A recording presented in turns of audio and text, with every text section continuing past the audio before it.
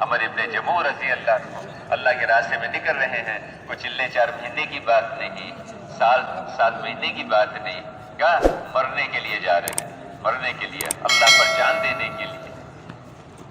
دروازے پہ کھڑے ہو کے کہا اللہم لا تردنی الی اہلی، اے اللہ مجھے اب واپس نہ لے کے آئی، میں تیرے راستے میں جا رہا ہوں، واپس نہ لے کے آؤ۔ اللہ کے راستے میں نکلے، احد میں شہید ہوئے، ان کی میت، ان کی لاش کو اونٹ پہ ڈالا، واپس لا رہے ہیں، اونٹ آنے کو تیار ہی نہیں مدینہ کی طرف، جب دیکھو احد کی طرف کوئی، احد کی طرف کو، احد کی طرف کو چل، مدینہ کی طرف آنے کو تیار ہی نہیں۔ پوچھا اللہ کے رسول نے کہ جاتے وہ کچھ کہہ کے تو نہیں گئے تھے؟ کہا جی گھر کے دروازے بھی یہ بات کہی تھی، کہا اونٹ کو اب یہی حکم ہے، اس کو یہی دفن کرو، یہ واپس نہیں جائے گا۔ ایسا موت، معیار موت اونچا۔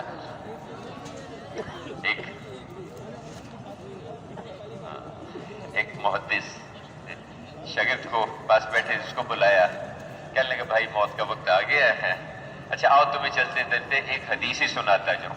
حدیث سنائی اور اللہ کو پیاری ہو گئی۔ ابو ذرا ایک محدث ہیں، ان کا مرض الوفات تھا، بالکل بستر مرگ پر تھے، 2 شاگرد پاس بیٹھے تھے، نبی ان کو کلمے کی تلقین کیسے کریں، بڑے ہیں، استاد ہیں، ہم شاگرد ہیں۔ تو ایک نے کہا اچھا فلاں حدیث جو ہے وہ تم پڑھنی شروع کرو، اس کی سند پڑھنی شروع کرو، جب وہاں تک پہنچیں گے تو پھر یہ خود ہی اس حدیث کو آگے دہرا دیں گے۔ انہوں نے سند پڑھنی شروع کی کہ اس فلاں، پھر فلاں سے فلاں، پھر فلاں سے فلاں، ان سے انہوں نے حضور صلی اللہ علیہ وسلم سے سنا۔ چپ ہو گئے، آگے بات ہی نہیں ہو سکی۔ دوسرے جو شاگرد تھے انہوں نے پڑھنا شروع کیا، وہ بھی بیچ میں اٹک گئے، وہ بھی نہیں آگے، ایسے لگا کہ جیسے میں نے حدیث کبھی سنی ہی نہیں۔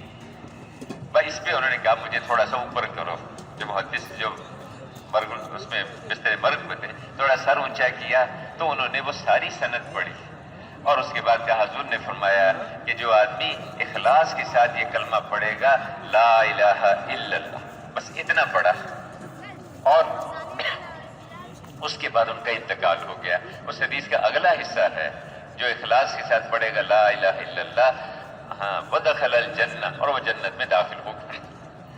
یہ شاگردوں نے اس کو پورا کیا، پھر وہ جنت میں داخل ہو گیا۔ میرے بھائیو، موت تو آنی ہے، سب سے بڑا سچ موت ہے، سب سے بڑی سچائی موت ہے۔ موت کس حال میں آتی ہے آدمی کو؟ موت کس حال میں آتی ہے؟ نہیں بات، دوسرا سوال کیا ہے؟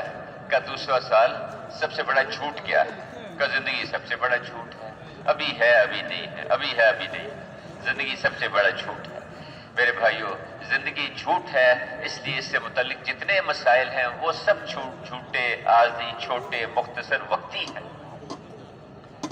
آخرت سچ ہے، اور سب سے بڑا سچ ہے، وہاں کے مسائل اصل مسائل ہیں، وہاں کی کامیابیاں اصل کامیابیاں ہیں، وہاں کی عزتیں اصل عزتیں ہیں۔ تو دنیا کی زندگی بہت مختصر، بہت تھوڑی سی ہے، بہت چھوٹی سی ہے۔ انہوں نے پوچھا کہ تیسرا سوال کیا ہے؟ کہ سب سے میٹھی چیز کیا ہے؟ سب سے میٹھی چیز کیا ہے؟ کہا کہ اس کا جواب نہیں دوں گا۔ اس دیہاتی نے کہا، بہت زور لیا، بہت منت سماجت کی، میں نے کہا نہیں، اس کا جواب نہیں دوں گا، کہ بھائی تم جو کہو گے میں کرنے کو تیار ہوں۔ کرتے کرتے جب بہت اصرار کیا تو اس نے کہا ایک شرط ہے میری، اس سامنے میرا کتا بیٹھا ہے، اس کے سامنے برتن ہے، اس میں وہ دودھ پانی وغیرہ پیتا ہے، اس کا بچا ہوا دودھ پڑا ہے، وہ جا کے پی لو، کتے کے پاس جا کے اس کا بچا ہوا دودھ پی لو۔ یہ کیا کر رہے ہو؟ اتنا گھٹیا کام، نجس ترین جانور، اور یہ مسلمان، اور اس کا جھوٹا جا کے دودھ پیے، کہ میں اور کوئی نہیں، میں ایک ہی شرط ہے جا کے۔ چاروں ناچار اٹھا، کتے کے سامنے جا کے بیٹھا، برتن ہٹایا، منہ کے قریب لے گیا، پینے لگا تو اس دیہاتی نے کہا کہ چھوڑ دو، رکھ دو، واپس آ جاؤ۔ واپس آ کے بیٹھ گیا۔ کہنے لگا سب سے میٹھی چیز انسان کی غرض ہے، مقصد ہے۔ جس چیز کو آدمی اپنی غرض بنا لیتا ہے اس کے لیے سب کچھ کرنے کو تیار ہو جاتا ہے، اس کے لیے سب کچھ کرنے کو تیار ہو جاتا ہے۔ میرے بھائی اور بزرگوں، دین کو اپنی غرض بنانا، دین کو اپنا، آخرت کو اپنی غرض بنانا، جو آدمی اس کو اپنی غرض بنا کے چلے گا وہ، اس کے لیے ہر طرح کی قربانی دینا اس کے لیے آسان ہوگا۔ تو میرے بھائیو، میں اس کر رہا تھا کہ اللہ نے 2 زندگیاں بنائی، ایک دنیا کی زندگی ہے، ایک آخرت کی زندگی ہے۔ آخرت کی زندگی ہمیشہ ہمیشہ کی زندگی ہے، وہاں کی کامیابیاں ہمیشہ کی کامیابیاں ہیں، وہاں کی عزتیں، وہاں کی راحتیں، وہاں کا اطمینان ہمیشہ ہمیشہ کے لیے ہے۔ اب دنیا کی زندگی میں بھی اللہ پاک انسانوں کو کامیاب کرے، عزت، چین، سکون، اطمینان، راحت، محبوبیت، مرجعیت عطا فرمائے، اور موت کے بعد کے جتنے مراحل ہیں ان سب کو سب جگہ پہ اللہ پاک انسانوں کو کامیاب فرما دے۔ اس کے لیے میرے محترم بھائیوں، اللہ نے ایک راستہ بتایا، ایک ضابطہ بتایا ہے، ایک طریقہ ہے۔ وہ کیا ہے کہ جن کی زندگیوں میں دین ہوگا اللہ پاک ان کو کامیاب کریں گے، اور اگر دین نہیں ہوگا تو پریشانی اور مصیبتیں آئیں گی، دنیا میں بھی آئیں گی، آخرت میں بھی آئیں گی۔ اور یہ ایک ہی راستہ ہے، اس کے علاوہ اور کوئی طریقہ نہیں۔ مالدار کامیابی چاہتا ہے تو اس کی زندگی میں دین ہو، غریب کامیابی چاہتا ہے تو غریب کی زندگی میں دین ہو، تاجر کامیابی چاہتے ہیں تو تاجروں کی زندگیوں میں دین ہو، ملازم کامیابی چاہتا ہے تو اس کی زندگی میں دین ہو، دوسرا راستہ نہیں ہے۔ میرے محترم بھائیو، جیسے اللہ نے سب انسانوں کے لیے پیدائش کا ایک نظام بنایا ہے، وہ بدلتا نہیں ہے، سب کے لیے ایک ہی ہے۔ مالدار، غریب، تاجر، بادشاہ، فقیر، ہر ایک کے لیے ایک اصول ہے، ایک ضابطہ ہے۔ ظاہری نقشے مختلف ہیں ان کے، لیکن اندر کا نظام کیا ہے؟ میاں بیوی ملتے ہیں، اللہ پاک ان کو اولاد عطا فرماتے ہیں۔ اسی طرح پرورش کا نظام بھی اللہ نے سب انسانوں کے لیے ایک بنایا ہے، وہ بدلتا نہیں، سب کے لیے ایک ہے، ظاہری نقشے مختلف ہیں۔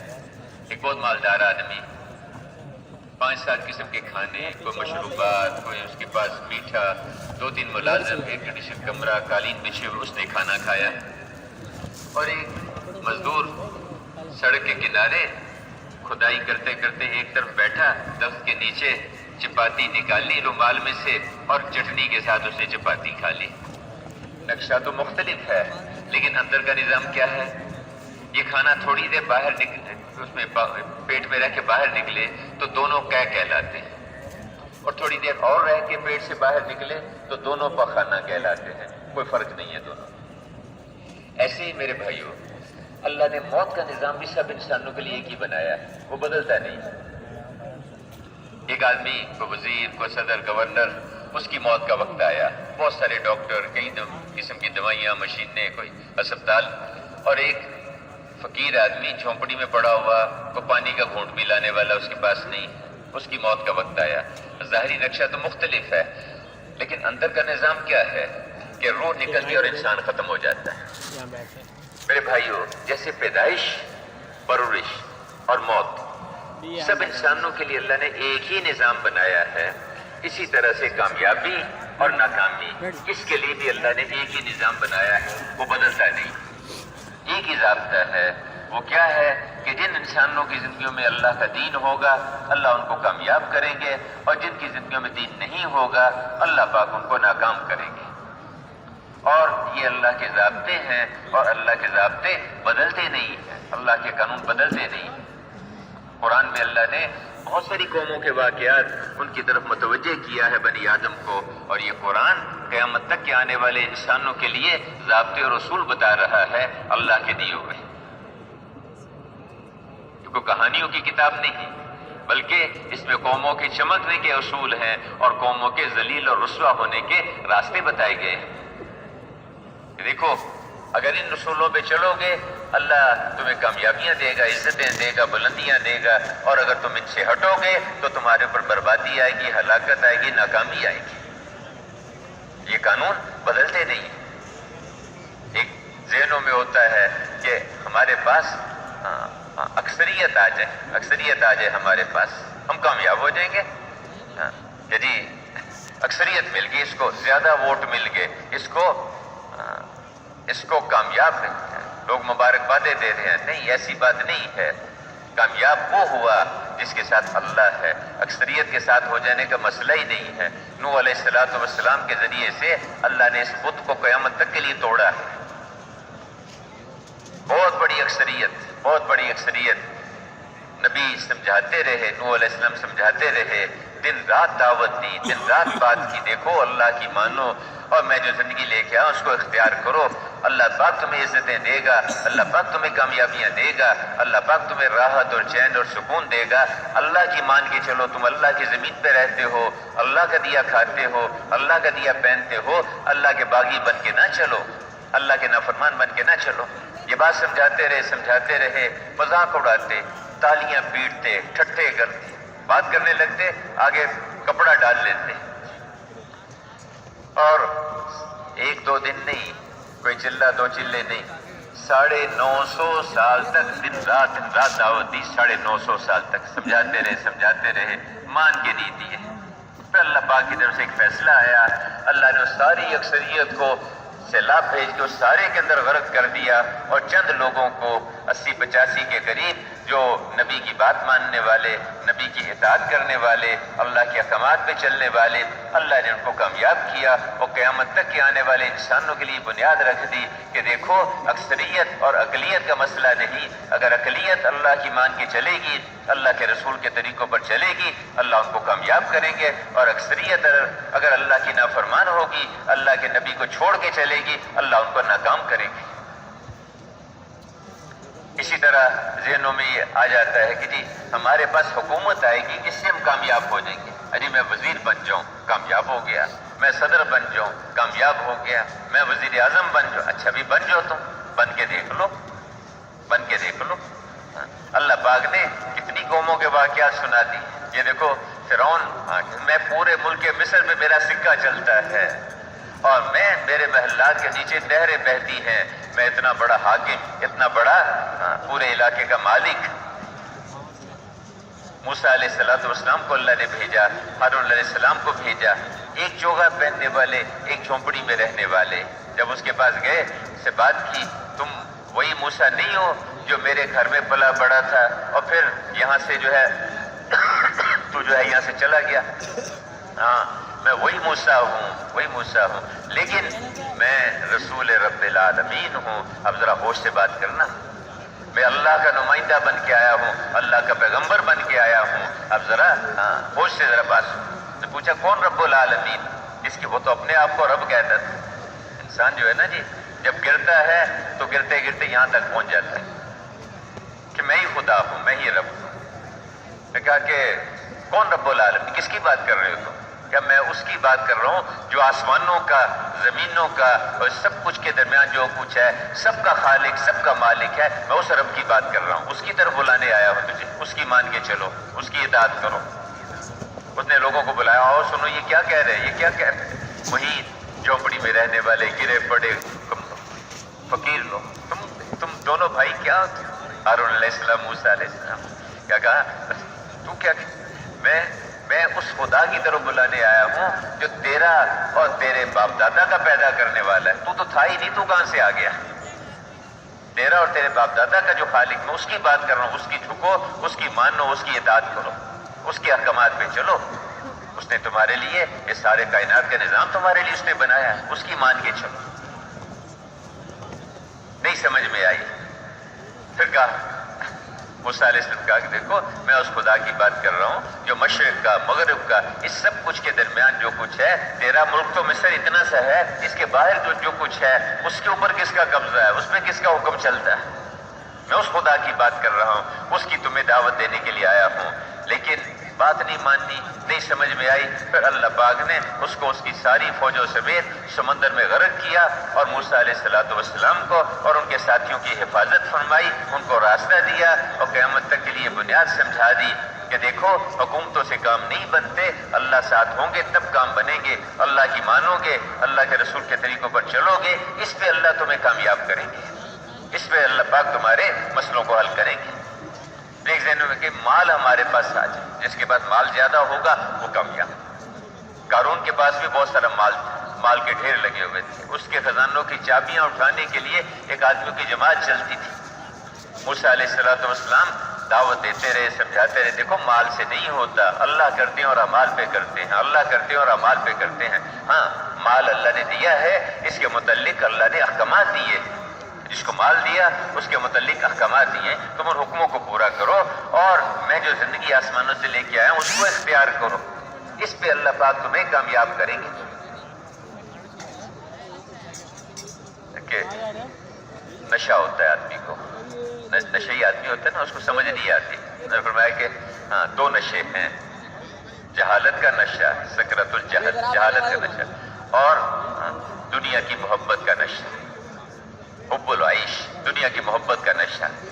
آدمی وہ جیسے نشے میں آدمی کو کوئی بات سمجھ نہیں آتی، اس طرح آدمی کو صحیح چیز سمجھ نہیں آتی اس کو کہ کیا ہو رہا ہے. تو مال کا بھی ایک نشہ ہوتا ہے، عہدے کا بھی ایک نشہ ہوتا ہے. انہوں نے کہا کہ دیکھو مال سے کام نہیں بنتے، اللہ بنائیں گے اور اعمال پر بنائیں گے. اس مال کے متعلق اللہ نے احکامات دیے ہیں اور میں ایک زندگی لے کے اس کو اختیار کرو، اللہ تمہیں کامیاب کریں گے.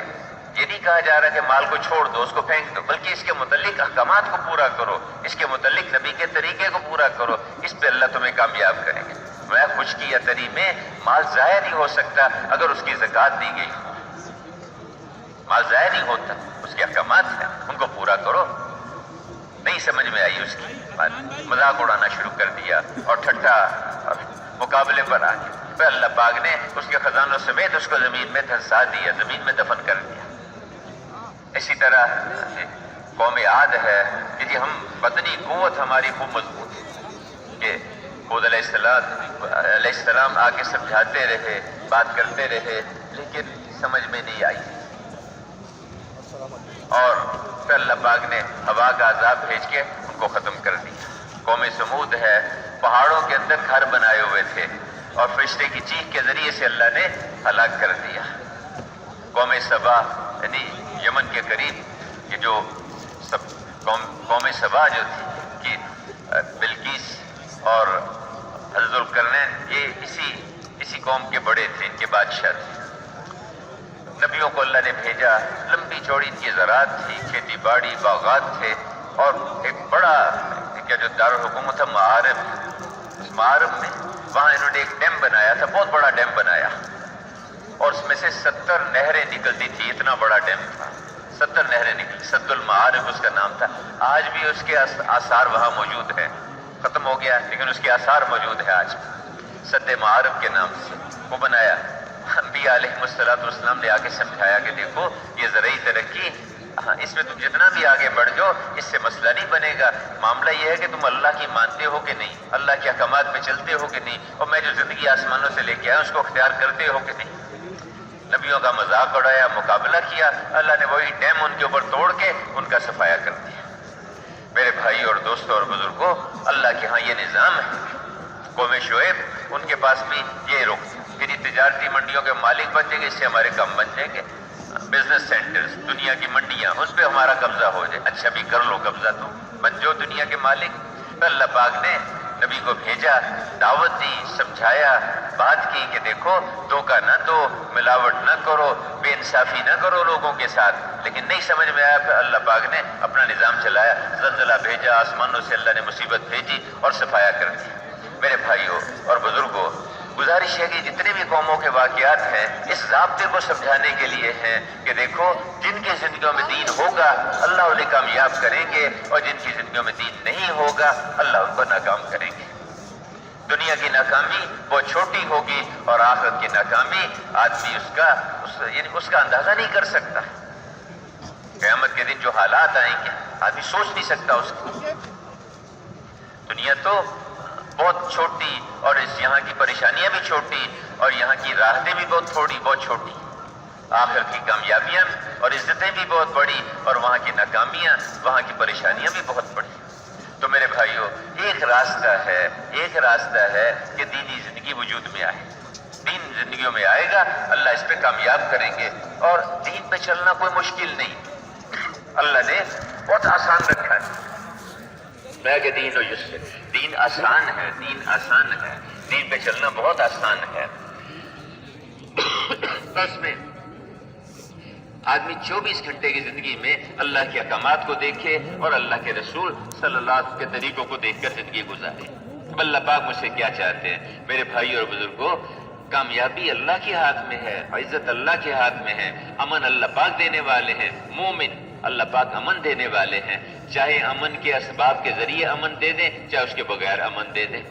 معز اللہ پاک ہیں، چاہے عزت کے اسباب کے ذریعے سے عزت دے دیں، چاہے عزت کے اسباب کے بغیر عزت دے دیں، اور چاہے ذلت کے اسباب جمع ہو جائیں اس میں سے عزت نکال کے لے آئیں۔ حفیظ اللہ پاک ہیں، حفاظت کرنے والے اللہ ہیں، چاہے حفاظت کے نقشوں کے ذریعے حفاظت کر دیں، چاہے حفاظت کے نقشوں کے بغیر حفاظت کر دیں۔ کبوتری کا انڈا، مکڑی کا جالا، اسی کے ذریعے رسول اللہ صلی اللہ علیہ وسلم اور سیدنا ابوبکر رضی اللہ عنہ کی حفاظت کر دی، اور چاہے ہلاکت کے اسباب میں سے بچا کے دکھا دیں، اس میں سے نکال کے دکھا دیں۔ بنی اسرائیل کو سمندر کے اندر لے جا کے پیچھے فرعون، آگے سمندر، دو موتوں کے بیچ میں سے بچا کے دکھا دیا۔ ابراہیم علیہ السلام کو آگ میں پہنچا کے ان کی حفاظت کی، اسماعیل علیہ السلام کو چھری کے نیچے لٹا کے حفاظت کی، رسول اللہ صلی اللہ علیہ وسلم کے گرد 100 تلواریں لے کے جمع ہیں اور ان میں سے بچا کے، ان میں سے نکال کے لے گئے۔ یہ بتایا کہ دیکھو حفیظ ہم ہیں، حفاظت کرنے والے ہم ہیں۔ آپ جتنے چاہے گارڈ لگا لو، جتنے چاہے چوکیدار جمع کر لو، حفیظ اللہ ہے اور حفاظت کرنے والی اللہ ہے۔ اس کا راستہ ہے، اس کا راستہ ہے اعمال۔ اللہ کی ذات پہ آدمی یقین کرے، اس پہ اعتماد کرے، اس پہ بھروسہ کرے، یہ اللہ سے ہوگا۔ موسیٰ علیہ السلام جب سمندر کے سامنے پہنچ گئے، اب قوم پریشان ہو گئی کہ موسیٰ ہم تو مارے گئے، آگے بھی موت پیچھے بھی موت، آگے بڑھے تو سمندر میں ڈوبے، پیچھے مرے تو پیچھے ہٹے تو فرعون کی فوجوں کے ہاتھوں مرے، کیا تو موسیٰ ہم تو مارے گئے؟ کیا کہا؟ کلا، ہرگز نہیں، ہرگز نہیں، انما یا ربی سیہدین، میرا رب میرے ساتھ ہے، یقیناً راستہ دے گا، یقیناً راستہ دے گا۔ اور پھر اللہ نے راستہ دیا، اللہ نے ابراہیم علیہ السلام دعوت دینی شروع کی۔ جب آدمی اللہ کی طرف بلانا شروع کرتا ہے تو شروع میں تو لوگ تھوڑا سا، پھر آہستہ آہستہ باطل جو ہے وہ مقابلے پر آنا شروع ہو جاتا ہے، ٹکراؤ پہ آتا ہے، اور اس کے دعوت دینے والے ان کے اندر ہمدردی، خیرخواہی، شفقت، سارے انبیاء علیہ السلام اس خیرخواہی کے جذبے کے ساتھ جاتے ہیں۔ دیکھو میں تمہارا خیر خواہ ہوں، میں امانت دار ہوں، تمہارا نفع چاہتا ہوں۔ باپ سے زیادہ شفیق ہوتے ہیں انبیاء کرام، باپ سے زیادہ خیر خواہ ہوتے ہیں، ماں سے زیادہ خیر خواہ ہوتے ہیں۔ اب جا کے ایک ایک کو سمجھاتے ہیں، ایک ایک کی اس کو منت سماجت کرتے ہیں۔ ابراہیم علیہ السلام اپنی قوم کو سمجھاتے رہے، دعوت دیتے رہے، اس سے بات کرتے رہے، لیکن مان کے نہیں تھی۔ کرتے کرتے یہاں تک بات آ گئی کہ ابراہیم نے ہمارے بتوں کو توڑا۔ بتوں کے سامنے جھکتے تھے، ان کے سامنے سجدہ کرتے تھے۔ اللہ اکبر، بتوں کے سامنے سجدہ۔ اب وہ ابراہیم علیہ السلام نے ایک دن دیکھا کہ سارے باہر گئے کسی اپنے میلے ٹھیلے کے لیے، اندر گھسے اور ہتھوڑا لیا، سارے بت توڑ دیے۔ ایک بڑا بت جو تھا اس کے کندھے پہ تھوڑا رکھ دیا اور باہر آ گئے۔ وہ واپس آئے تو سارے بت ٹوٹے ہوئے۔ بھئی کیا ہوا؟ ہو نہ ہو ابراہیم نے کیا ہوگا، وہی ان کو برا بھلا کہتا ہے، وہی ہمیں کہتا رہتا ہے کہ ان کے سامنے نہ جھکو۔ کہا کہ اچھا بلاؤ اس کو۔ بلایا گیا، کہا اس بت کو تم نے ان بتوں کو تم نے توڑا؟ کبھی بات یہ ہے کہ یا کوئی قتل ہو جائے تو یا تو کسی کے پاس آلہ قتل برآمد ہو، اور یا کوئی اقرار کرے، اقرار کرنے والا تو یہاں کوئی ہے نہیں، اور آلہ قتل جو ہے وہ بڑے بت کے کندھے میں پڑا ہوا ہے۔ لگتا یہ ہے کہ کسی وجہ سے اس کو غصہ آ گیا ہوگا، اس نے غصے میں آ کے سارے بتوں کو توڑ دیا۔ تو سارے سوچ میں پڑے، کہنے لگے کہ ابراہیم تو جانتا ہے یہ تو بیچارہ کیا۔ تو اس پہ ابراہیم علیہ السلام نے کہا کہ تف ہے تمہارے اوپر اور تمہارے خداؤں پر جن کی تم عبادت کرتے ہو، جن کی تم پوجا کرتے ہو۔ سونے کا بت بنا کے سامنے رکھ دینا، اللہ کی شکر ہے آج بھی ایمان اتنا ہے، اس کو دیکھ کے اب آئیے کہ اس کو پھینکو یہاں سے، اس بت سے تھوڑی ہوگا، اور اسی سونے کے بت کے ٹکڑے کر کے لا کے رکھ دو، ہاں اب اس سے کام بنیں گے، اس سے کام بنیں گے۔ اللہ اکبر، وہ جو کاغذ کا ٹکڑا جو اپنے وجود میں آنے میں انسان کی محنت کا محتاج، مشین بنی، پھر اس پہ وہ کاغذ بنا، پھر اس پہ وہ چھپا، جب چھپ کے سامنے آ گیا جی اس کاغذ کے بغیر میرا کام کیسے چلے گا، اس کے بغیر میرا مسئلہ کیسے حل ہوگا۔ تو بتوں سے اللہ کے ارادے کے بغیر نہیں ہوتا، بتوں سے نہیں ہوتا، بتوں سے نہیں ہوتا، اللہ کرتے اور اعمال پہ کرتے ہیں۔ سمجھاتے رہے، کرتے کرتے جب یہاں تک نوبت پہنچی، فیصلہ کر لیا کہ ان کو آگ میں ڈالنا ہے۔ ابراہیم علیہ السلام کو آگ میں زبردست آگ جلائی گئی اور منجنیق پہ لا کے بٹھا دیا گیا۔ سب نے طے کر لیا ہے کہ ابراہیم کو آگ میں پھینکنا ہے، حتیٰ کہ حکومت وقت کی حکومت وہ بھی مقابلے پر ہے، پبلک بھی ساری مقابلے پر ہے، ماں اور باپ وہ بھی ساتھ نہیں، وہ بھی ساتھ نہیں، وہ بھی مخالف ہے۔ ایک آدمی بھی روئے زمین پر ساتھ دینے والا نہیں ہے۔ آسمانوں سے فرشتے آ گئے، آ کے عرض کیا کہ ابراہیم ہم آپ کی مدد کر دیں۔ پوچھا کیا کہ اللہ نے بھیجا ہے کہ نہیں؟ اللہ نے بھیجا نہیں ہے، لیکن یہ کہ ہم اللہ سے اجازت لے کے آئے ہیں، ہم الیک فلا، مجھے مدد کی ضرورت ہے لیکن تمہاری مدد کی ضرورت نہیں ہے۔ جو نظام تائید میں آیا اس سے بھی اپنی نگاہ ہٹا لی، اور جو نظام مخالفت میں تھا اس سے بھی اپنی نگاہ ہٹا لی۔ یہاں بھی اللہ کا حکم چلتا ہے، اسی کی خدائی زمین پر چلتی ہے، اور اسی کا حکم آسمانوں میں، اسی کی خدائی آسمانوں میں ہے۔ نہ اس سے کچھ ہونے کا یقین، نہ اس سے خوف ہے، نہ اس سے کوئی امید ہے۔ انی کیا حسبی اللہ و نعم الوکیل، میرے لیے اللہ کافی ہے، وہ بہترین کام بنانے والا ہے، بہترین کام بنانے والا۔ پھر اللہ نے میرے بھائیوں حفاظت کر کے دکھائی آگ کے اندر، آگ میں اللہ نے بچا کے دکھایا۔ تو حفیظ اللہ پاک ہے، امن دینے والے اللہ ہیں، حالات کے بنانے والے اللہ ہیں۔ جتنے بھی حالات ہیں، چاہے کسی فرد کے حالات ہوں، چاہے کسی قوم کے حالات ہوں، چاہے کسی ملک کے حالات ہوں، ان حالات کا بننا اور حالات کا بگڑنا یہ آسمانوں سے فیصلے ہوتے ہیں۔ یہ چیزیں مہنگی ہو گئی، مہنگائی ہو گئی، اچھا بھی یہ مہنگائی کس نے کی؟ فلاں حکومت نے کی، فلاں حکومت کی وجہ سے ہوا۔ ارے بھائی، اللہ کے رسول بتاتے ہیں ہر روز آسمانوں سے ایک فرشتہ اترتا ہے، بیت اللہ پر اتر کر ایک جھنڈا گاڑتا ہے اور وہاں کھڑے ہو کے اعلان کرتا ہے آج دنیا کی فلاں منڈی میں فلاں چیز کا یہ بھاؤ ہوگا، فلاں چیز کا یہ بھاؤ ہوگا۔ جیسے نیچے سے اعمال جاتے ہیں ویسے آسمانوں سے فیصلے اترتے ہیں۔ جب معاہدوں کو توڑا جائے گا، احکامات کی خلاف ورزی کی جائے گی تو اللہ پاک روزی کی مشقت میں مبتلا کر دیں گے، رزق کی مشقت میں اللہ پاک مبتلا کر دیں گے۔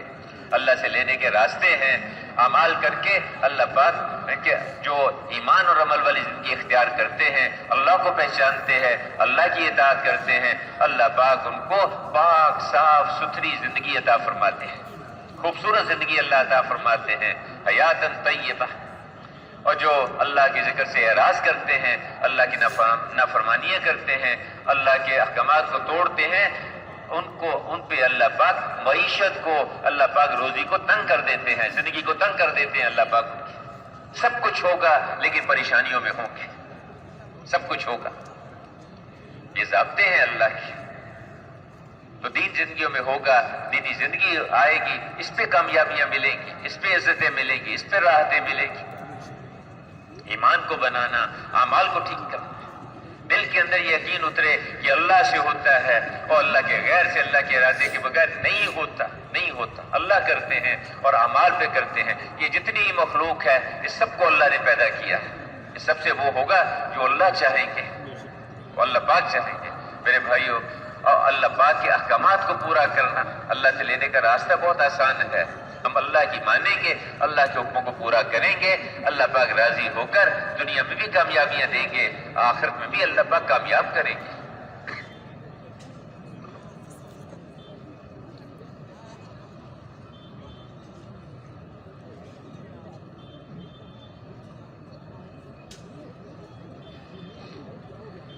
میرے محترم بزرگوں، اللہ کو راضی کرنا، اللہ پاک کی مان کے چلنا اور اللہ کے رسول کے طریقوں پر چلنا۔ حضور صلی اللہ علیہ وسلم کو اللہ پاک نے سارے عالم کے انسانوں کے لیے اور قیامت تک کے آنے والے انسانوں کے لیے نمونہ اور معیار بنا کر بھیجا ہے۔ حضور صلی اللہ علیہ وسلم کو اللہ نے وہ زندگی دی ہے جو سراسر ہدایت ہے اور سراسر کامیابی کا راستہ ہے۔ آپ کو وہ سنتیں دے کر بھیجا ہے جس میں اللہ نے کامیابیاں رکھی، عزتیں رکھی ہیں۔ آپ صلی اللہ علیہ وسلم کا کھانے کا طریقہ، آپ کا لباس کا طریقہ، آپ کا کاروبار کا لین کا دین کا طریقہ، آپ کا شادی کا غمی کا طریقہ، آپ کو اللہ نے ہر اعتبار سے کامل اور ہر اعتبار سے اللہ پاک نے مقتدا اور ہر اعتبار سے اللہ پاک نے امام بنا کر بھیجا ساری دنیا کے انسانوں کے لیے۔ اتبعوا ھذا النبی الامی، ان نبی امی کے پیچھے چلو، ان کی اتباع کرو۔ جو اللہ کے رسول کے پیچھے چلیں گے اللہ پاک ان کو کامیابیاں دیں گے۔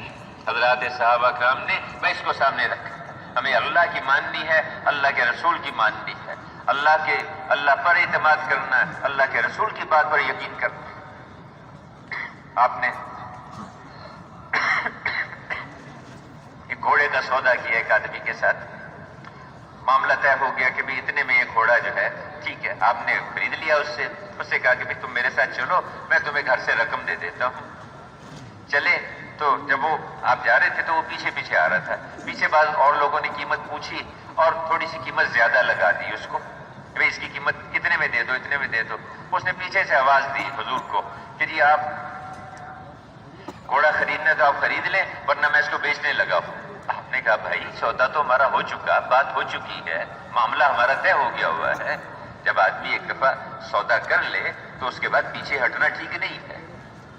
تو معاملہ طے ہو گیا ہوا ہمارا، میں تو تمہیں قیمت رقم دینے کے لیے ساتھ لے کے جا رہا ہوں، نہیں کوئی سودا طے نہیں ہوا۔ اس نے انکار کر دیا۔ اتنے میں بات تھوڑی سی بڑی تو ایک صحابی وہاں کھڑے تھے پاس، وہ آگے دیکھا انہوں نے تو اس نے دیہاتی نے کہا، وہ جو گھوڑے وقت کا جو مالک تھا اس نے کہا کہ آپ کے پاس کوئی گواہ ہے تو لائیے ورنہ جو ہے میں اس گھوڑے کو بیچنے لگا ہوں دوسری جگہ۔ تو آپ اسی میں تھے تو وہ صحابی آگے بڑھے، انہوں نے کہا میں گواہ ہوں ان کا، میں گواہ ہوں کہ حضور نے یہ گھوڑا جو ہے وہ خریدا ہے اور تم نے بیچا ہے اور اتنے میں بیچا ہے۔ وہ جب اس نے دیکھا کہ ان کا تو گواہ بھی موجود ہے وہ چھوڑ کے تو چلا گیا۔ آپ نے ان سے پوچھا کہ تم نے گواہی کیسے دی جبکہ تم وہاں موجود نہیں تھے؟ انہوں نے کہا کہ یا رسول اللہ ہم تو آپ پر غیب کی خبریں جو آپ ہمیں دے رہے ہیں ہم اس پہ ایمان لائے ہیں، یہ تو آپ میرے سامنے خود فرما رہے ہیں کہ گھوڑا میں خرید چکا تو میں اس میں کیوں نہیں مان؟ تو اس پہ آپ نے فرمایا کہ آئندہ کے لیے ان کی گواہی جو ہے وہ 2 آدمیوں کے برابر ہوگی۔ تو اللہ کے رسول کی بات پر یقین کرنا، جو اللہ کے رسول نے ضابطے بتائے ہیں، جو انہوں نے اصول بتائے، کیونکہ اللہ کے حبیب کچھ بھی اپنی طرف سے نہیں کہتے، وہی کچھ کہتے ہیں جو اللہ پاک ان کو بتاتے ہیں۔ اللہ کے رسول نے ضابطے بتائے ہیں زندگی گزارنے کی، ان کے اوپر اچھے حالات لے کے آئیں گے۔ لیکن اگر بستیوں کے لوگ ایمان اور تقوی کو اختیار کر لیں تو اللہ پاک ان کے حالات کو اچھا کر دیں گے، آسمانوں سے اللہ پاک کی طرف سے برکتیں اتریں گی، زمین سے برکتیں نکلیں گی۔ جس قوم کے اندر اچھے اعمال آئیں گے، افراد کے اچھے اعمال ہوں گے، اللہ پاک ان کے حالات کو اچھا کریں گے۔ جو دوسروں کو معاف کرتا ہے اللہ پاک اس کی عزت کو بڑھا دیتا ہے، جو اوروں پہ خرچ کرتا ہے اللہ پاک اس کے مال کو بڑھا دیتا ہے۔ اللہ کے دینے کے راستے ہیں۔ جو رشتہ داروں کے ساتھ اچھا سلوک کرتا ہے اللہ پاک اس کی عمر کو بھی لمبا کرتا ہے، اللہ اس کے مال کو بھی زیادہ کر دیتا ہے۔ رشتہ داروں کے ساتھ، باپ کے ساتھ کیسے سلوک کرنا، ماں کے ساتھ کیسے سلوک کرنا، بھائیوں کے ساتھ کیسے چلنا۔ باپ کو محبت کی نگاہ سے دیکھا، ایک مقبول حج کا اس کو ثواب مل گیا۔ ماں کو محبت کی نگاہ سے دیکھا، مقبول حج کا ثواب اس کو مل گیا۔ کسی نے پوچھا کہ نہیں کو 100 دفعہ دیکھے، کہا اللہ پاک کوئی اس کے خزانوں میں کوئی کمی ہے کسی چیز کی، اللہ 100 حجوں کا ثواب اس کو دے گا۔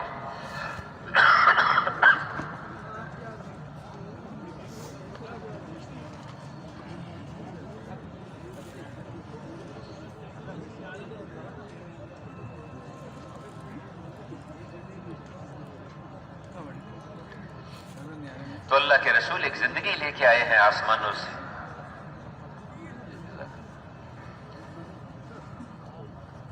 آپ صلی اللہ علیہ وسلم بیٹھے تھے تو ایک بڑی عمر کے صاحب اور ایک نوجوان دونوں آ گئے۔ آپ نے نوجوان سے پوچھا یہ کون ہے؟ فرمایا کہ انہوں نے عرض کیا کہ یا رسول اللہ میرے والد ہیں۔ کہا دیکھو ان کا نام لے کے نہ پکارنا، ان کے آگے نہ چلنا، ان سے پہلے نہ بیٹھنا، یہ تمہارے باپ ہیں، والد ہیں۔ اسی طرح کہ آپ بیٹھے تھے تو ایک صاحب آئے، وہ بیٹھے سامنے تو چھوٹا سا بچہ آیا، انہوں نے اس کو پیار کیا، اپنی گود میں بٹھا لیا۔ تھوڑی دیر کے بعد ایک چھوٹی سی بچی آئی، انہوں نے نہ اس کو پیار کیا نہ گود میں بٹھایا، اپنے پاس زمین پہ بٹھا لیا۔ میں یہ کون ہے؟ کہ یا رسول اللہ یہ میرا بیٹا ہے، یہ میری بیٹی ہے۔ کہا تم نے اپنی اولاد میں عدل نہیں کیا، برابری نہیں کی اپنی اولاد۔ ماں باپ کے ذمے اولاد کو کیا، ماں باپ کے ذمے اولاد کے متعلق کیا احکامات ہیں ان کو اللہ کے رسول نے رہنمائی فرمائی، اور اولاد کے ذمے ماں باپ سے متعلق کیا احکامات ہیں اللہ کے رسول نے اس کے متعلق رہنمائی فرمائی۔ آپ صلی اللہ علیہ وسلم میں کہ تم میں سے بہترین شخص وہ ہے، سب سے اچھا وہ ہے جس کے اخلاق اچھے، جس کے اخلاق اچھے ہیں۔ اور پھر فرمایا کہ اخلاق کس کے اچھے ہیں؟ جو اپنی بیویوں کے ساتھ اچھا ہے، جو اپنی بیوی کے ساتھ اچھا ہے اس کے اخلاق اچھے ہیں۔ ایک بچے کو آپ نے پیار کیا، ایک صاحب نے دیکھا دور سے، کہا یا رسول اللہ آپ بچوں سے پیار بھی کرتے ہیں؟ میں کہ ہاں۔ تو انہوں نے کہا کہ میرے تو اتنے بچے ہیں، میں نے کبھی کسی بچے کو پیار نہیں کیا۔ تو فرمایا کہ اللہ نے تیرے دل میں رحم نہیں ڈالا تو میں کیا کروں اس کا علاج؟ اللہ نے تیرے دل میں رحم نہیں ڈالا تو میں اس کا کیا علاج کروں؟ تو اولاد کے ساتھ، بچوں کے ساتھ کیسے چلنا؟ میرے بھائیوں، اللہ نے ایک زندگی بتائی ہے، اللہ کے رسول نے اس کا طریقہ بتایا ہے۔ پڑوسیوں کے ساتھ کیسے سلوک کرنا، رشتہ داروں کے ساتھ کیسے سلوک کرنا ہے۔ آپ صلی اللہ علیہ وسلم بیٹھے تھے تو آپ نے ارشاد فرمایا جس کا مفہوم ہے، مجلس اور بھی لوگ بیٹھے تھے، فرمایا کہ جو آدمی رشتہ داریوں کو توڑنے والا ہو وہ اٹھے اور اٹھ کے چلا جائے۔ ایک آدمی اٹھا اور اٹھ کے چلا گیا، تھوڑی دیر کے بعد واپس آ کے پھر بیٹھ گیا۔ آپ نے ان سے پوچھا کہ میں نے یہ بات کہی، آپ اٹھ کے گئے پھر واپس آ کے بیٹھ گئے، کیا بات تھی؟ یا رسول اللہ میری خالہ ہیں، ان سے میں نے ناراضگی تھی، میری قطع تعلق کر رکھا تھا، آپ کی یہ بات سن کے گیا، جا کے ان کو آپ کا ارشاد سنایا اور ان سے معافی مانگی اور صلح کر کے آگے بیٹھا ہوں۔ کہا بہت اچھا کیا تم نے، بہت اچھا کیا۔ جس قوم میں کوئی رشتہ داریوں کو توڑنے والا بیٹھا ہو وہ پوری قوم اللہ کی رحمت سے محروم ہو جاتی ہے، پوری قوم محروم ہو جاتی ہے۔ رشتہ داروں کے ساتھ کیسے سلوک کرنا ہے؟ والدہ کی طرف سے رشتہ دار، باپ کی طرف سے، دیکھیں جو آدمی ماں باپ کا انتقال ہو گیا ہے، باپ کا انتقال ہو گیا، اس کے لیے بھی اللہ نے راستہ کھول دیا۔ ایک تو اپنے باپ ماں کے لیے دعا کرتا رہے، اس پہ بھی اللہ اس کی مغفرت فرما دیں گے۔ ماں باپ کا حق ادا نہیں کر سکا ان کی زندگی میں، بعد میں ان کے جو قریبی رشتہ دار ہیں، باپ کے بھائی ہیں، ان کی بہنیں ہیں، پھوپھیاں ہیں، چچا ہے، تایا ہے، اسی طرح ماں کے اس کے ماموں ہیں، خالہ ہیں، ان کے ساتھ، یا ان کی کوئی والد کا کوئی ان کے کوئی دوست وغیرہ قریبی ہیں، ان کے ساتھ اچھا سلوک کرتا رہے، انشاءاللہ یہ اسی میں شمار ہو جائے گا، اللہ اس کی بھی مغفرت فرما دیں گے، وہ آپ کا فرما بردار شمار ہو جائے گا۔ ایسے میرے بھائی اور دوستو، اللہ نے ہمیں آپ کو اصول بتا دیے، احکامات بتا دیے، اپنے حبیب صلی اللہ علیہ وسلم کے ذریعے سے زندگی گزارنے کے ضابطے بتائے ہیں۔ آپ صلی اللہ علیہ وسلم نے ہر اعتبار سے رہنمائی فرمائی، گھر میں زندگی کیسے گزارنی ہے، کپڑا پہننے کا کیا اصول ہے، کپڑا اتارنے کے کیا ضابطے ہیں، جوتا پہننے کا کیا طریقہ ہے، جوتا اتارنے کا کیا طریقہ ہے۔ آپ صلی اللہ علیہ وسلم سفر میں تھے، موزہ پہننے لگے تو ایک موزہ پہننا، اتنے میں اوپر سے ایک کوا آیا اور دوسرا موزہ اٹھا کے لے گیا، اوپر لے کے گیا تو وہ اوپر سے نیچے گرا، اس میں سے ایک سانپ نکلا اور دوڑا، سانپ نکل کے دوڑا، اور وہ اس کے بعد آپ میں کہ بھی جو بھی موزہ پہنے یا اسی میں یہ بند جوتا جو ہے اس کو پہنے تو اچھا یہ ہے کہ اس کو پہلے جھاڑ لے، ہو سکتا ہے کوئی کیڑا مکوڑا کوئی سانپ بچھو اس کے اندر گھسا ہوا ہو۔ اللہ کے رسول نے زندگی، میں عرض کروں کہ پوری زندگی اللہ کے حبیب نے ہمیں بتائی، کھانے کا طریقہ کیا ہے، پہننے کا طریقہ کیا ہے، شادی غمی کا طریقہ کیا ہے، کاروبار کا طریقہ کیا ہے، آسمانوں سے وہ زندگی لے کر آئے۔ میرے بھائیوں، جو زندگی کو سیکھیں گے اور زندگی کے مطابق اپنے آپ کو لے کر چلیں گے، اللہ پاک ان کے حالات کو ٹھیک کریں گے۔ وہ تاجر جو انبیاء علیہ السلام والے طریقے کو سیکھ کے، حضور صلی اللہ علیہ وسلم والے طریقے کو سیکھ کے تجارت کرے گا، صحیح یقین کے ساتھ کرے گا کہ اس تجارت سے میں نہیں پلتا، پالنے والے اللہ ہیں، پالنے والے اللہ ہے۔ وَفِي السَّمَاءِ رِزْقُكُمْ، تمہاری روزی آسمانوں میں ہے، ہم نے وعدہ کر رکھا ہے تمہیں ملے گی۔ یہ کہاں ان کے اندر تم تلاش کرتے پھر رہے ہو، یہاں نہیں ہے، روزی آسمانوں سے آتی ہے۔ ہاں، یہاں اللہ نے تمہیں احکامات دیے ہیں، ان حکموں کو پورا کرو اور جس نبی نے جو طریقہ بتایا اس کے مطابق چلو، تو اللہ پاک وہ تاجر جو دوسروں کو اس نیت سے روزی باہر سے لے کے آتا ہے سامان تاکہ لوگوں کو آسانی سے سہولت سے ملے، گاؤں میں بستی میں اللہ پاک اس کو غیب سے روزی دیتے ہیں۔ اور ایسے تاجر کا حشر جو ایمان کو سیکھ کے، اعمال کو سیکھ کے، علماء کرام سے پوچھ کے تجارت کرے گا، اللہ پاک اس کا حشر انبیاء اور صدیقین کے ساتھ کرے گا۔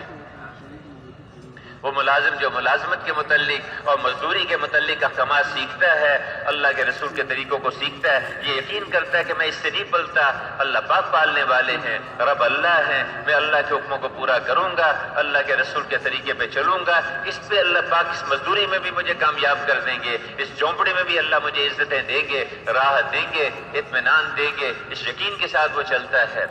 اور مجھے اللہ کو جواب دینا ہے، اللہ کے پاس جانا ہے، ہر چیز لکھی ہوگی اور قیامت کے دن میرے سامنے رکھ دی جائے گی۔ اقرا کتابک، لے اپنا اعمال نامہ پڑھ لے، کفا بنفسک الیوم علیک حسیبا، آج کے دن تو اپنا حساب خود کر لے کہ تیرے ساتھ کیا سلوک کیا جائے، تیرے ساتھ کیا سلوک کیا جائے۔ پریشان ہو جائے گا، اے اللہ کیسی کتاب ہے یہ، نہ کوئی چھوٹی چیز چھوڑی نہ کوئی بڑی چیز چھوڑی، سب کچھ اس کے اندر لکھ دیا، کدھر جاؤں؟ اب وہ اس یقین کے ساتھ کہ مجھے پالنے والے اللہ ہیں، رب اللہ ہیں، عزت دینے والے اللہ ہیں، امن دینے والے اللہ ہیں، حالات بنانے والے اللہ، مجھے تو اللہ کی ماننی ہے، اللہ کے رسول کے طریقے پر چلنا ہے۔ اس مزدور کو بھی اللہ پاک کامیاب کریں گے، کہ ایسا مزدور جو مشقت سے محنت سے کماتا ہے اور ان صفات کے ساتھ ہے، اللہ پاک جو ہے وہ اللہ پاک کا دوست ہے، اللہ پاک کا حبیب ہے۔ تو اللہ نے ہمیں احکامات دیے اور اللہ کے رسول نے اس کے متعلق ہمیں طریقے بتا دیے۔ اب یہ جو 5 وقت کی جو نماز ہے میرے بھائیوں، یہ جو نماز کفر اور اسلام میں فرق ڈالنے والی ہے، جو نماز کا اہتمام کرتا ہے اللہ پاک اس کی روزی میں برکت دیتے ہیں، جو نماز کا اہتمام کرتا ہے اللہ اس کو اپنی ذمہ داری پر جنت میں داخل کریں گے۔ نمازی شہنشاہ کا دروازہ کھٹکھٹاتا ہے، اور جو دروازہ کھٹکھٹاتا رہتا ہے یقینی بات ہے کہ وہ دروازہ ضرور کھلتا ہے۔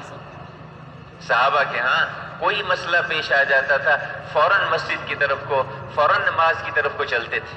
ابو ہریرہ رضی اللہ عنہ بیمار تھے، پیٹ میں درد تھا، آپ نے پوچھا ابو ہریرہ کیا بات ہے؟ یا رسول اللہ پیٹ میں درد ہے، کہ اٹھ نماز پڑھ، نماز میں شفا ہے، نماز میں شفا ہے۔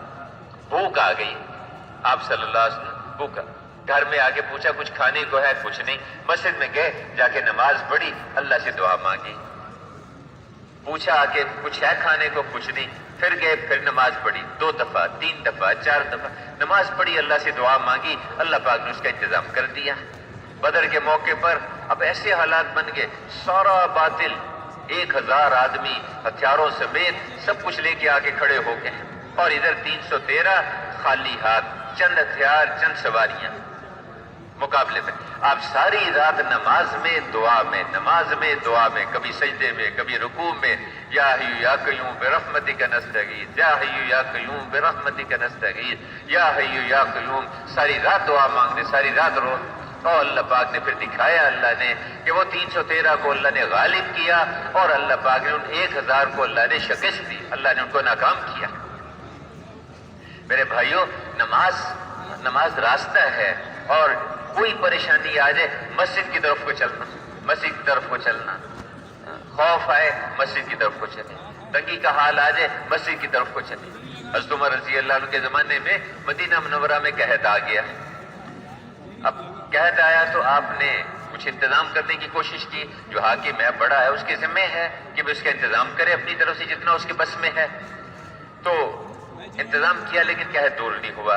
عمر ابن عاص رضی اللہ عنہ مصر میں تھے، ان کو خط لکھا اور سارے حالات لکھے کہ دیکھو تم وہاں پر جو ہے مصر میں ہریالی اور سب کچھ پیداوار سب موجود ہے، اور یہاں مدینہ میں یہ حالات ہیں۔ انہوں نے جواب میں لکھا کہ جی میں اتنا بڑا قافلہ بھیجوں گا سامان کا کہ پہلا اونٹ اس کا مدینہ میں ہوگا اور آخری اونٹ اس کا مصر میں ہوگا، اتنا سامان بھیجوں گا آپ کے پاس۔ انہوں نے بھیجا، قافلہ بھیجا، اتنا سامان بھیجا، لیکن قحط دور نہیں ہوا۔ بھیک مانگنے سے خیر حضرت عمر رضی اللہ تو انہوں نے اپنی مسئلے سے بات کہی، تو انہوں نے قحط دور نہیں ہوا۔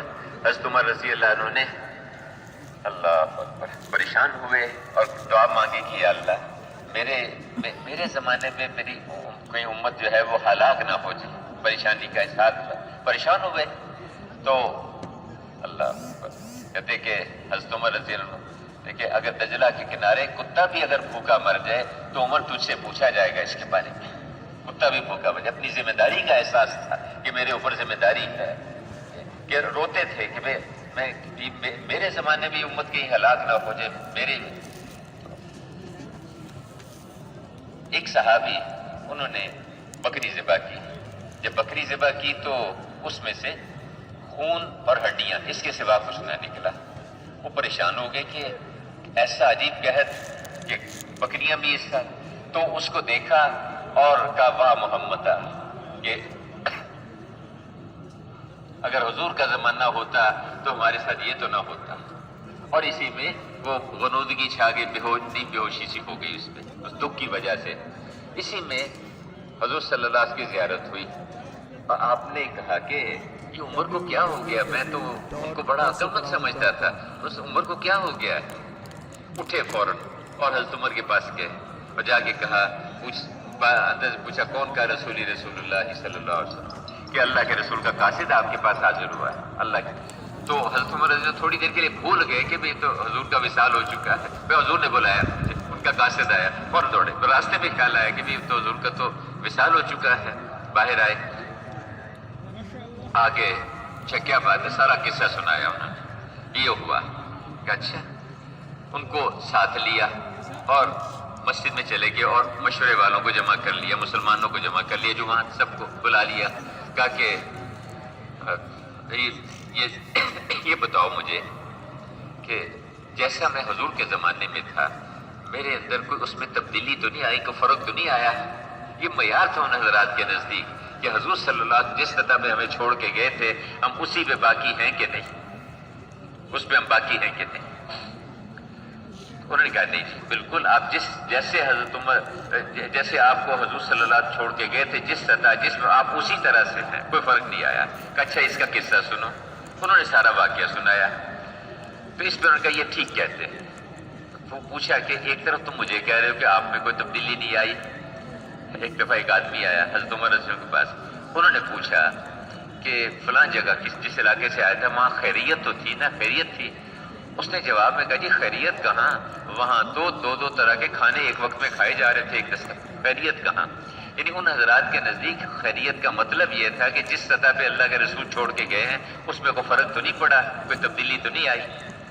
تو یہاں حضرت عمر رضی اللہ عنہ کے بارے میں جب انہوں نے یہ کہا کہ آپ میں کوئی تبدیلی نہیں، کہا اس کی بات سنو، کی بات سنی تو کہا یہ ٹھیک کہتے ہیں، ایک طرف یہ کہہ رہے یہ بھی ٹھیک کہتے، دوسرا مجھے کہتے کوئی فرق نہیں پڑا۔ انہوں نے کہا جی آپ تو اللہ کے رسول کے خلیفہ ہیں، آپ کہاں ان اسباب کے چکروں میں پڑ گئے، آپ تو عمل کر کے اللہ سے مانگتے، آپ تو دعا والے ہیں، اعمال والے ہیں، اعمال پہ ڈالتے سب کو۔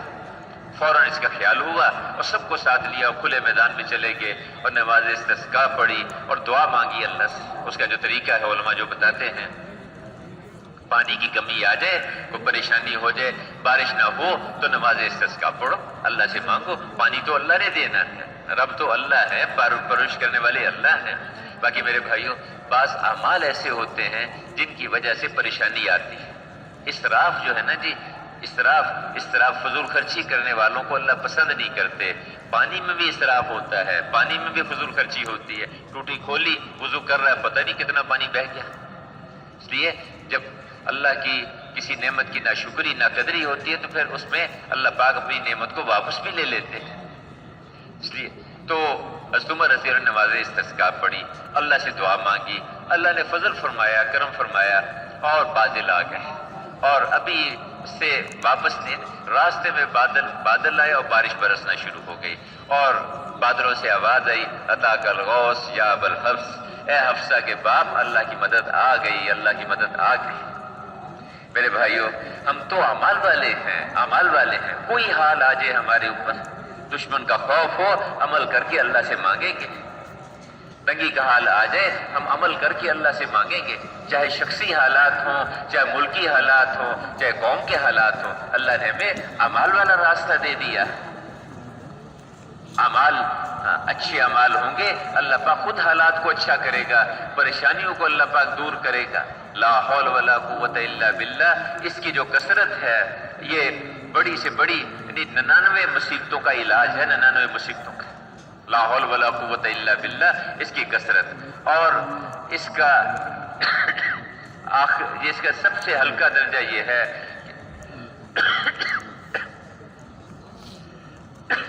رنج اور غم اس کو دور کر دیتی ہے۔ لا حول ولا قوت۔ آدمی اللہ کا ذکر کریں گے اللہ پاک اطمینان دے گا، ہم اللہ کا ذکر کریں گے اللہ کو یاد کریں گے اللہ اطمینان دے گا۔ یہ ضابطے ہیں اللہ کے، سبحان اللہ، الحمدللہ، لا الہ الا اللہ، اللہ اکبر۔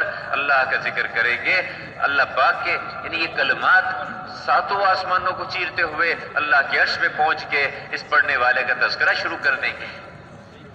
میں تم میرا ذکر کرو، میں تمہارا ذکر کروں گا، تم تنہائی میں مجھے یاد کرو، میں اپنے دل میں تمہیں یاد کروں گا، تم مجمع میں میرا تذکرہ کرو، میں فرشتوں کے مجمع میں تمہارا تذکرہ کروں گا۔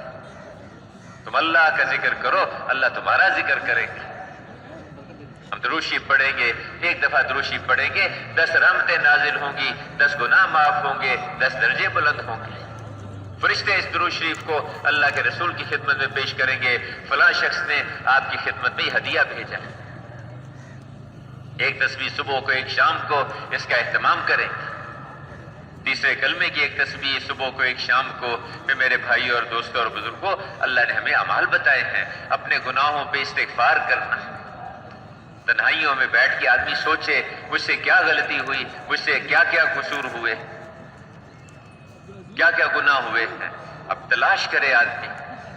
اگر غور کرے گا تو بہت سارے گناہ اس کو نظر آئیں گے، بہت ساری غلطیاں نظر آئیں گی، اس پہ استغفار کرے، ندامت، توبہ کا۔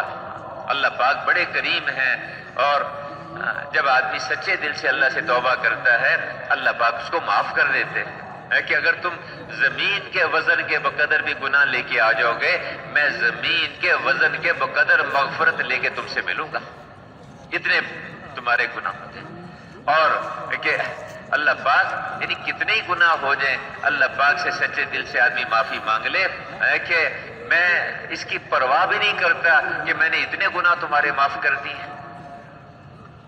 سچے دل سے معافی مانگنا، دل سے توبہ کرنا، اور خاص طور سے میرے بھائیوں بزرگوں، اللہ کی جو نافرمانیاں ہوئیں، اللہ کے رسول کے طریقوں میں جو ہم سے کمیاں ہوئیں، اس پہ ہم اللہ سے معافی مانگیں، استغفار کریں، استغفار کریں گے، توبہ کریں گے، اللہ پاک باغات دے گا، اللہ پاک نہریں دے گا، اور وقت پہ بارشیں دے گا، نرینہ اولاد دے گا اللہ پاک استغفار کی وجہ سے۔ توبہ اور استغفار اللہ پاک یہاں بڑی محبوب ہے۔ جو آدمی اپنے گناہوں پہ معافی مانگتا ہے اللہ بڑے کریم ہے میرے بھائیوں، بڑے سے بڑے قصور کو دیکھو کریم کہتے ہی اس کو ہے جو جب دشمن پہ قابو پا لیتا ہے تو اس کو معاف کر دیتا ہے، اس کو کہتے ہیں کریم۔ جو دشمن پہ جب قابو پا لیتا ہے تو اس کو معاف کر دیتا ہے۔ حضور صلی اللہ علیہ وسلم جب آپ کو مکہ مکرمہ میں آپ دعوت دیتے رہے، محنت کرتے رہے، بہت سارے حالات آپ پر گزرے، کوئی مذاق اڑاتے، کوئی ٹھٹا کرتے، حتیٰ کہ آپ کو مکہ جیسا محبوب شہر چھوڑ کے جانا پڑا، ہجرت کرنی پڑی۔ آپ روتے ہوئے جا رہے تھے اور پیچھے مڑ کے دیکھتے تھے کہ اے مکہ تو مجھے بڑا محبوب ہے، لیکن کیا کروں تیرے لوگ مجھے یہاں رہنے نہیں دیتے۔ اور اس کے بعد اللہ نے حالات بدلے، فتح مکہ کے موقع پر اب 10,000 صحابہ کے ساتھ مکہ مکرمہ میں داخل ہو رہے ہیں، اور آپ جب اس میں داخل ہو رہے ہیں تو جھنڈا تھا حضرت سعد بن عبادہ رضی اللہ عنہ کے ہاتھ میں، جھنڈا ان کے ہاتھ میں تھا، تو ابو بکر حضرت عباس رضی اللہ عنہ اور یہ پہاڑی پہ بیٹھے تھے دیکھ رہے تھے، اور ابو سفیان کو لے کے ساتھ، ابو سفیان ابھی ایمان نہیں لائے تھے، ان کو ساتھ لے کے کہ یہ دیکھو یہ حضور کے قافلے جو ہے وہ جا رہے ہیں۔ تو ابو سفیان دیکھ کے بڑا حیران ہوا، کہنے لگا کہ تمہارے عباس تمہارے بھتیجے کی بادشاہت تو بہت بڑھ گئی، بہت اونچی ہو گئی۔ انہوں نے کہا کہ نہیں یہ بادشاہت نہیں، یہ نبوت ہے، یہ نبوت ہے۔ سعد بن عبادہ پاس سے گزرے، انہوں نے دیکھا اور جوش سے کہا الیوم یوم الملحمہ، آج کا دن ٹکا موٹی کرنے کا دن ہے، تمہارے ٹکڑے ہوں گے آج کے دن۔ ابو سفیان پریشان ہو گئے کہ یہ اپنے قبیلے اپنے قریش کو یہ خود ہی ختم کریں گے، کیا پروگرام ہے تمہارے بھتیجے کا؟ نہیں، اب حضرت عباس رضی اللہ عنہ بھی ذرا پریشان ہوئے، آگے ان کو لے کے حضور کے پاس، حضور صلی اللہ علیہ وسلم نے پوچھ کیا بات، کیا رسول اللہ آپ کا کیا ارادہ ہے؟ کہا کیوں، کیا ہوا؟ سارا قصہ سنایا۔ کہا نہیں ایسی بات نہیں ہے، یہ ہے فاتح، کیا ایسی بات نہیں ہے، نہیں اليوم یوم المرحمہ، آج کا دن تو ایک دوسرے پہ رحم کھانے کا دن ہے، ایک دوسرے کو معاف کرنے کا دن، درگزر کرنے کا دن ہے، رحم کھانے کا دن ہے۔ جب قابو پا لیا معاف کر دیا، تو کب بلاؤ ان کو، جھنڈا لے لیا ان کے ہاتھ سے، اور انہی کے بیٹے قیس ابن سعد ابن عبادہ ان کے حوالے کر دیا، تم لے کے چلو آگے۔ جب اس میں بیت اللہ میں جب پہنچے تو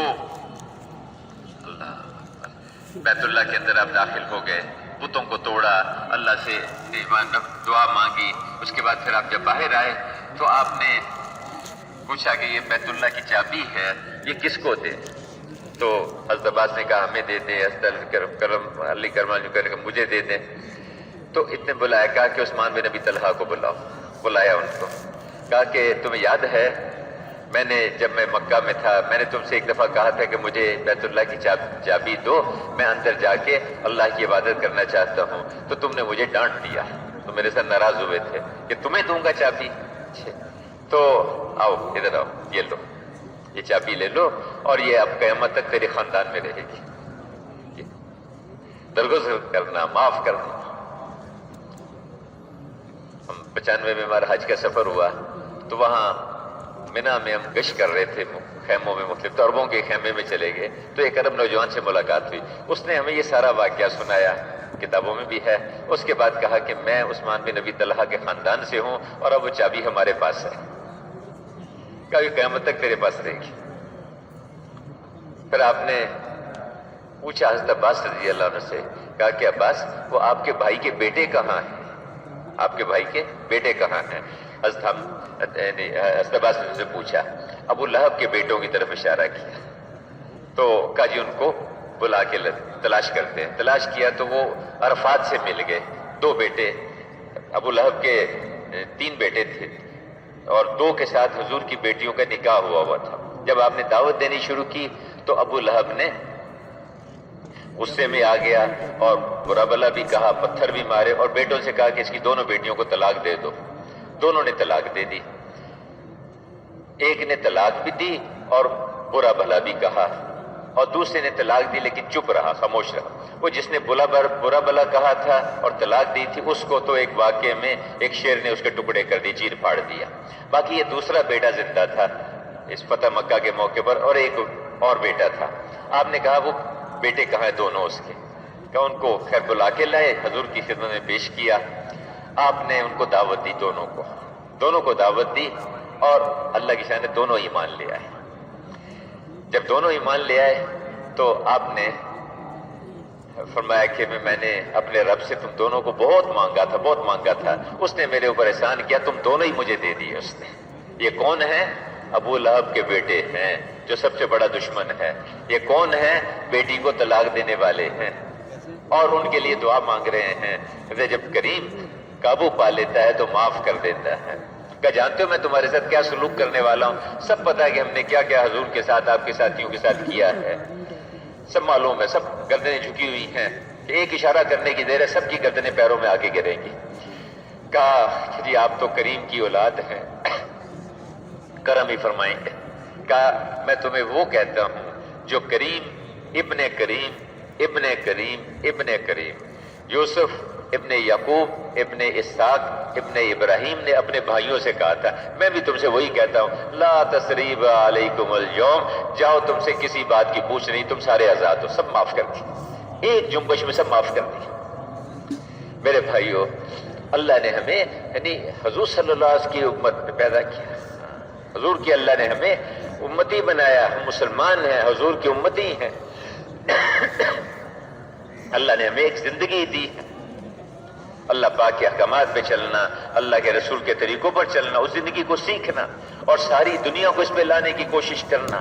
میرے بھائیوں، یہ امت ایک بڑے کام کے لیے چنی گئی، ایک بڑے کام کے لیے چنی گئی ہے کہ تم بہترین امت ہو، تمہیں اقوام عالم کے لیے بھیجا جا رہا ہے۔ امت دیکھیے کسی ایک قوم کا نام نہیں ہوتا، کسی ایک علاقے والوں کا نام نہیں، کسی ایک زبان والوں کا نام نہیں ہے۔ کم قسمتی سے آج وہ مقصد سامنے نہ ہونے کی وجہ سے ہماری امت ٹوٹ کے کئی امتوں میں بڑھ چکی ہے۔ کو اپنی قوم سے اپنا تعارف کرائے، یہ تعارف کے لیے ہیں یہ چیزیں، یہ امت ہے، ہم مسلمان ہیں۔ میں کہ جو کسی قوم کو اپنا سمجھتا ہے اور اوروں کو بیگانہ سمجھتا ہے اور اس کی بنیاد پہ ان کے ساتھ سلوک کرتا ہے، وہ تو حضور صلی اللہ علیہ وسلم اور حضرات صحابہ کرام کی قربانیوں پہ پانی پھیرتا ہے۔ یہ امت کل جسد الواحد، ایک جسم کی طرح سے ہے، ایک جسم کی طرح سے ہے۔ اللہ کے ہاں کوئی تقسیم نہیں ہے، یہ پاکستانی ہے یا ملیشین ہے یا ترک ہے، یہ پٹھان ہے یا سندھی پنجابی بلوچی، کوئی تقسیم نہیں، یہ تعارف کے لیے ہے یہ سب۔ اللہ کے ہاں ایک ہی تقسیم ہے، حزب الرحمن ہے، حزب الشیطان ہے، حزب الرحمن ہے، حزب الشیطان ہے۔ ہم مسلمان ہیں، ہم اللہ کو دیکھ کے چلیں گے، اللہ کے رسول کو دیکھ کر چلیں گے۔ کوئی حال ہمارے اوپر آج ہے، ہم امت بن کے چلیں گے۔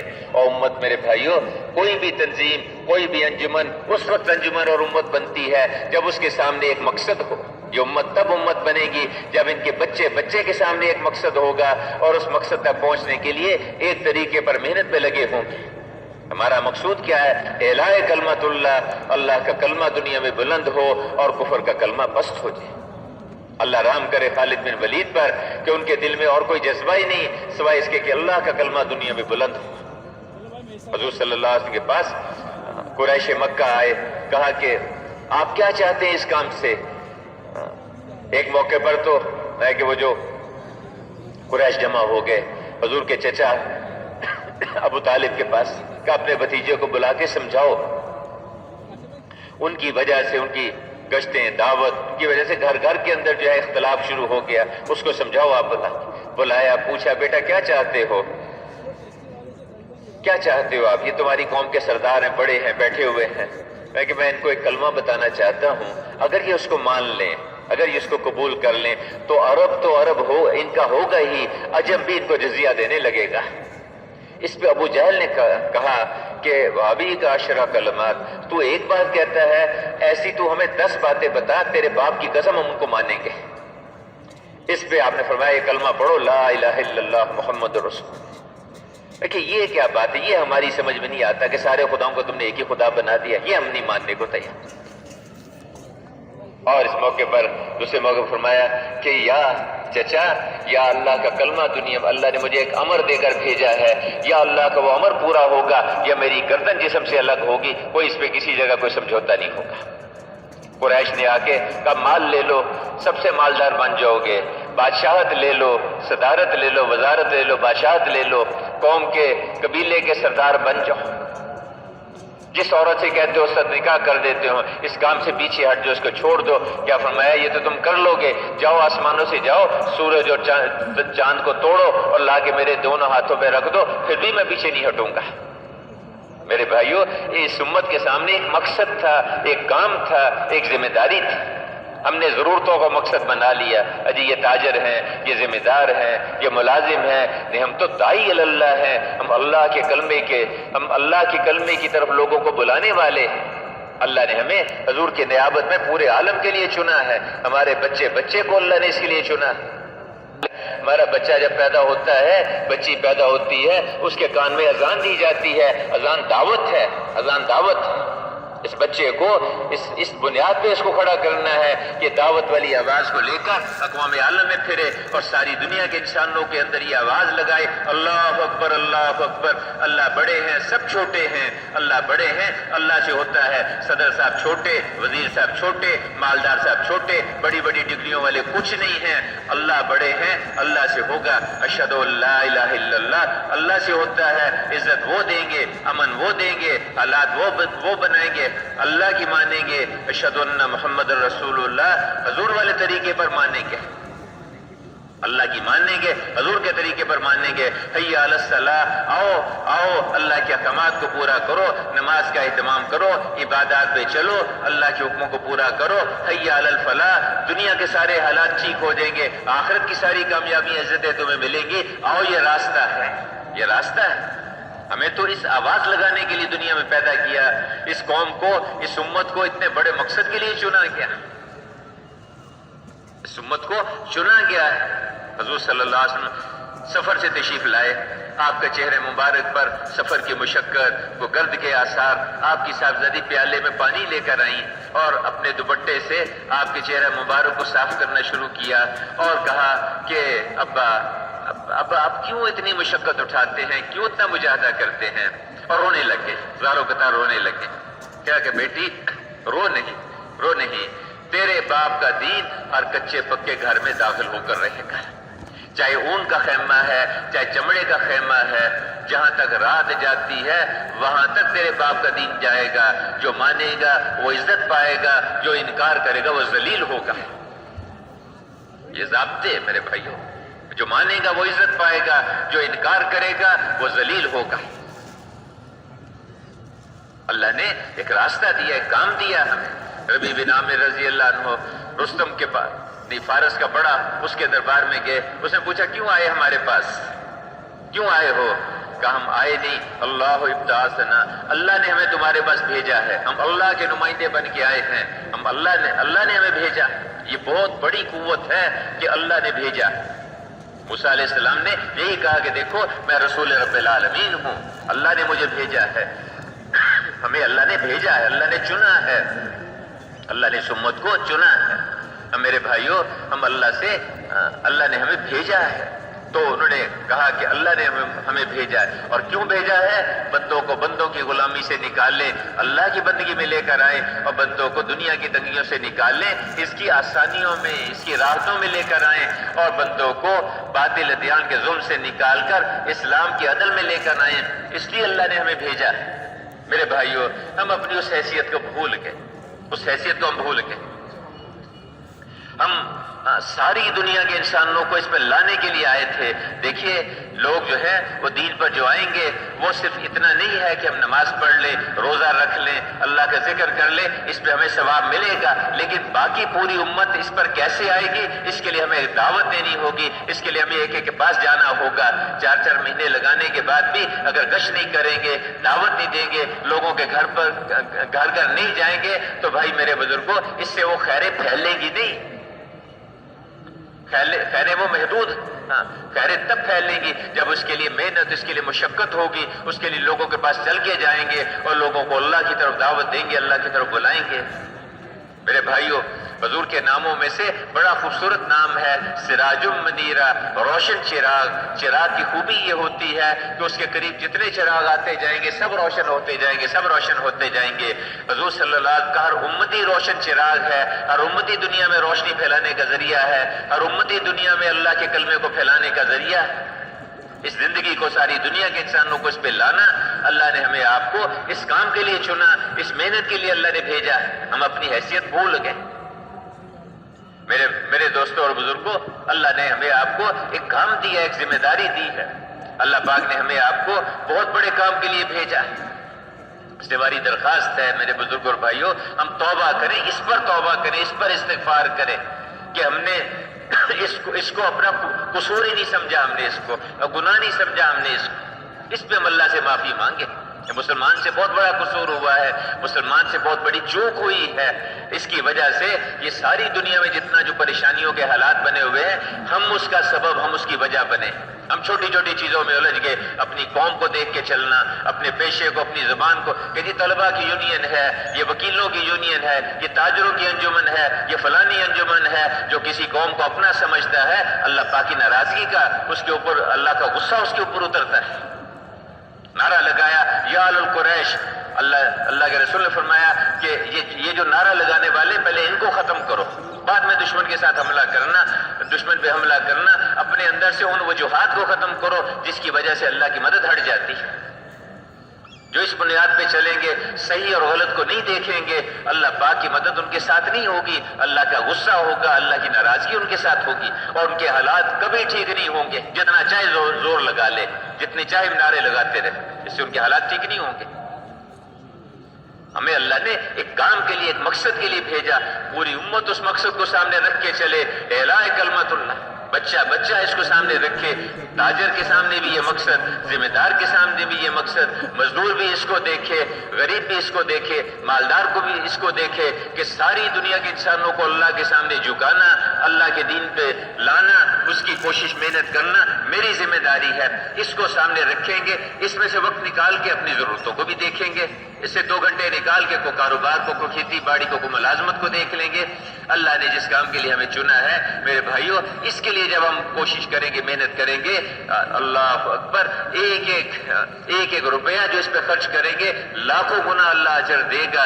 ایک ایک جو اس پہ ذکر کریں گے، جو نماز پڑھیں گے، جو دعائیں مانگیں گے، اللہ پاک ایسے ان کی دعاؤں کو قبول کرے گا جیسے انبیاء علیہ السلام کی دعائیں ہوتی ہیں۔ اور ان کا قیامت کے دن اللہ پاک ان کو ان کرسیوں پہ جگہ دے گا جن پہ نبیوں کو بٹھایا جاتا ہے، ان کے چہروں پر وہ نور ہوگا جو نبیوں کے چہروں پر ہوتا ہے، اور اللہ پاک انبیاء کرام کے پڑوس والی جنت میں ان کو جگہ عطا فرمائیں گے۔ اللہ نے ہمیں آپ کو ایک کام دیا، ایک ذمہ داری دی ہے، ایک مقصد دیا ہے۔ ہمارا گھر تاجر کا گھر نہیں ہے، ذمہ دار کا گھر نہیں ہے، یہ ملازم کا گھر نہیں، یہ حضور صلی اللہ علیہ وسلم کے کام والوں کا گھر ہے، حضور کی محنت والوں کا گھر ہے۔ ہم اپنی حیثیت کو سمجھیں، اس پہ توبہ کریں، اللہ سے معافی مانگیں۔ سارے کراچی والوں کو ہم توبہ کرائیں، ایک ایک کے پاس جا کے اسے کہیں کہ اللہ سے معافی مانگو، اللہ سے توبہ کرو، تمہیں اللہ نے اتنے بڑے کام کے لیے بھیجا ہے۔ ایک ایک کے پاس جائیں اور جا کے اسے کہیں کہ اللہ سے معافی مانگو، اور ہر ایک کو اس پہ لائیں کہ دیکھو جاؤ اور جا کے اللہ کی طرف دعوت دینے والے بنو، اللہ کے رسول کی طرف دعوت دینے والے بنو۔ خود نمازوں کا اہتمام کرو، اوروں کو نمازوں پہ لاؤ، خود اللہ کا ذکر کرو، اوروں کو ذکر کرنے والا بناؤ، خود اللہ کی احکامات کو علماء کے پاس جا کے سیکھو، اوروں کو سیکھنے والا بناؤ۔ اور میرے بھائیوں، ایک زندگی ہے جس کو اور جہاں یہ زندگی وجود میں آئے گی وہاں خیریں، برکتیں، رحمتیں آئیں گی۔